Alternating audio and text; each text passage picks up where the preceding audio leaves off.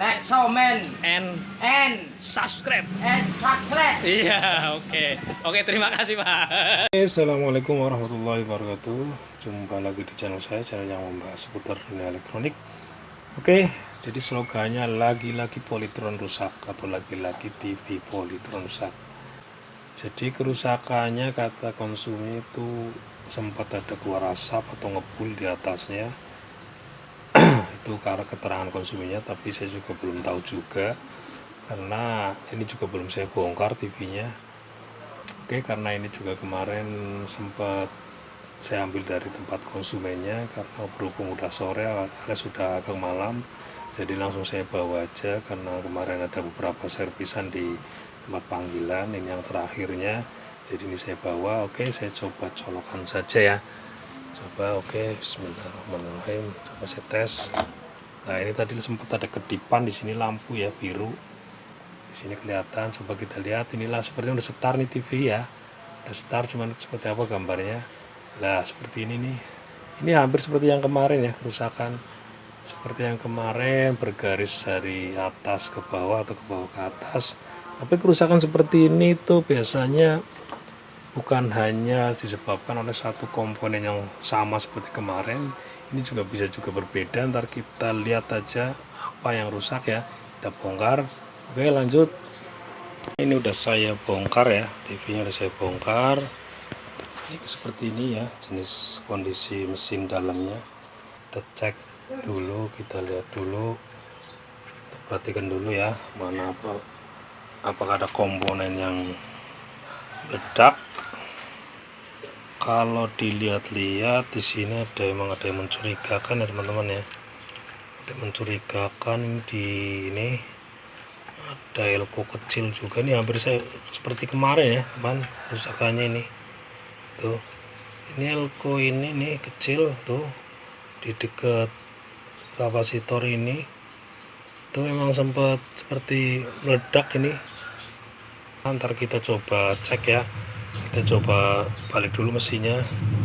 Oke, kita lihat sama-sama. Lanjut, kita cek di biasa ya, di area horizontal. Karena kerusakan tadi kan ada garis ke atas ke bawah atau ke bawah ke atas ya.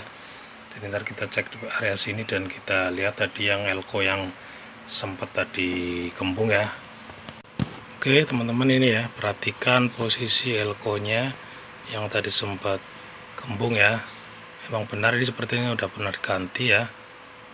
Ini elko yang ini dia kode PCB nya C802 ya, seperti biasa.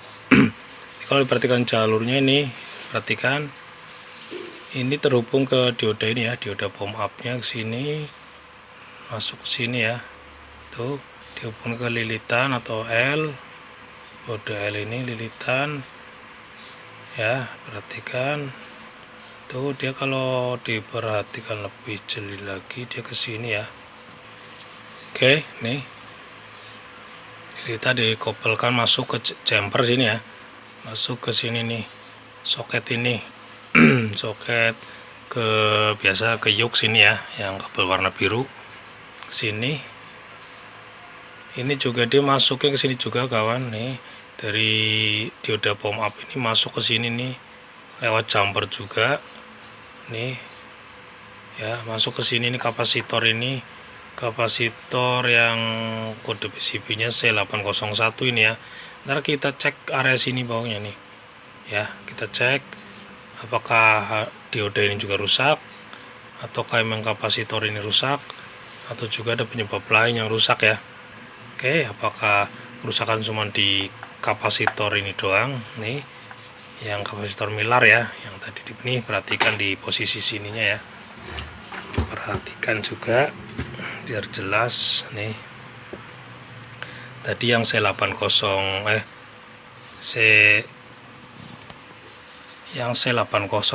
ini ya, yang tadi kode PCB nya C801 di sini posisinya nih, perhatikan nih ya, mirip ya. Ini juga seperti udah penggantian baru. Ini juga elko udah penggantian ya, udah penggantian baru, mungkin karena cuma diganti doang, nggak diperhatikan penyebabnya, jadi akhirnya dia kembung lagi ya. dan jadi mengakibatkan jadi gambar jadi bergaris seperti itu ya. Oke, diperhatikan ini juga bergosong ini ya, lilit-lilitannya ini, karena di sini emang kerjanya sangat panas ya. Kalau yang model tipe ini dia sistemnya dia ada seperti ini kawan, lihat perhatikan di bawah. Seperti dulu juga saya pernah upload nih yang model ini ya. Pernah saya upload yang model yang seperti ini, yang ada dioda yang seperti transistor ya. Ini dioda kaki 3 di sini nih. Ya, pernah dulu saya bikin konten yang seperti ini, penggantian dioda ini dimodif pakai dioda damper jenis biasa ya. Oke. Jadi kita mau cek ini ya, karena ini nggak ada indikasi di sini nggak ada kerusakan, nggak ada kembung ataupun bodi mekar, nggak ada, yang nggak seperti yang kemarin. Kita perhatikan, ntar kita ukur. Ini kita pasti kita lepas ganti nih ya, yang umumnya pakai 2,2 mikro 250 volt biasanya. Kalau perhatikan di sini juga ini seperti ada kosong-kosong ya teman ya. Perhatikan ada seperti kosong tuh, ada bekas kosong. Bisa jadi dioda itu, dioda yang dekat elko tadi ya. Ini dioda pom up-nya juga sepertinya kosong ya. Ntar kita copot dulu apakah itu pecah atau gimana. Dia di dioda D801 ini ya, kalau nggak salah D801 ini. Oke, kita copot dulu ya. Copot, kita cek apakah ini benar pecah. Tadi dilihat sepertinya ada kosong di sini.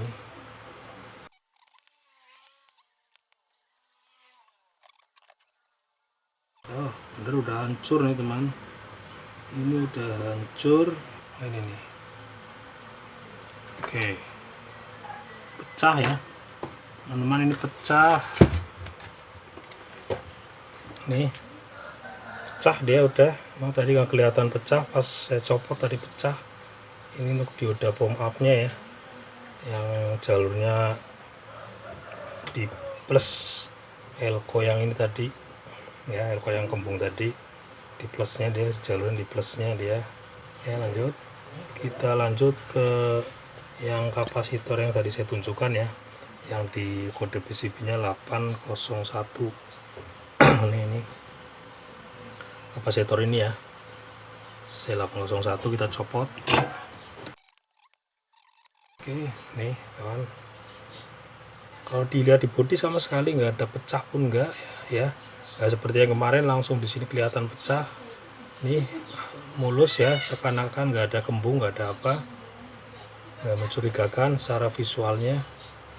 Oke, kita lihat ini berapa ukurannya. Kalau diperhatikan ini ukurannya 300 nano ya kawan, 300 nano ini,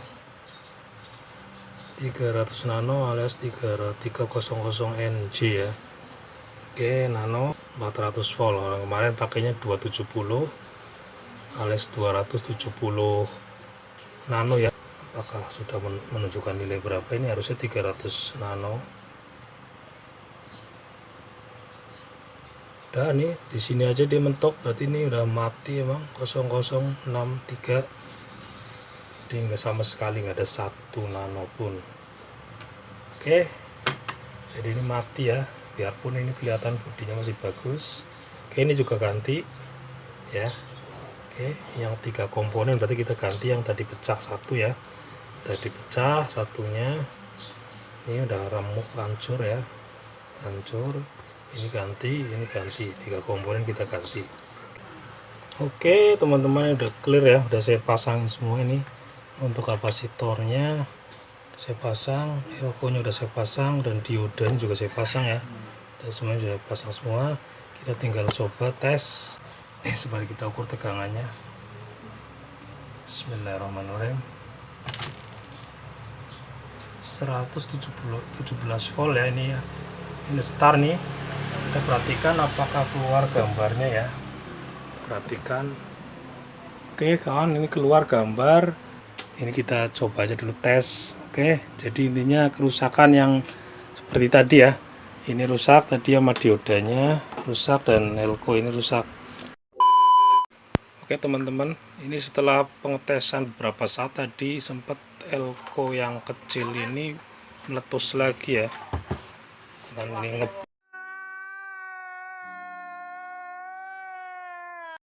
meletus lagi tuh ya, ya kembung lagi keluar asap. Tadi sempat cuman gak saya stop, tadi lagi saya tes ya.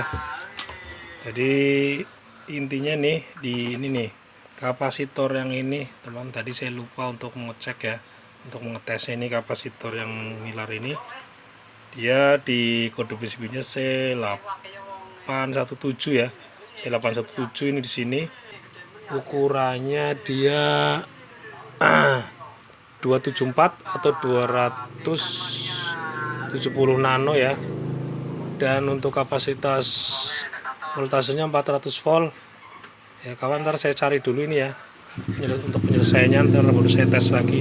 Oke lanjut, saya coba cari dulu.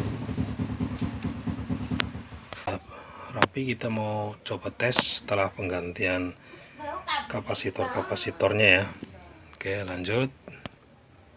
Oke teman-teman, saatnya kita tes ya, kita coba dulu. Tuh udah crot, perhatikan di gambar di cermin ya, intinya udah normal, berarti sesuai kapasitornya ya. Oke, dan ntar coba kita tes agak sebentar, nunggu panas apakah dia elko nya meletus lagi kayak yang tadi.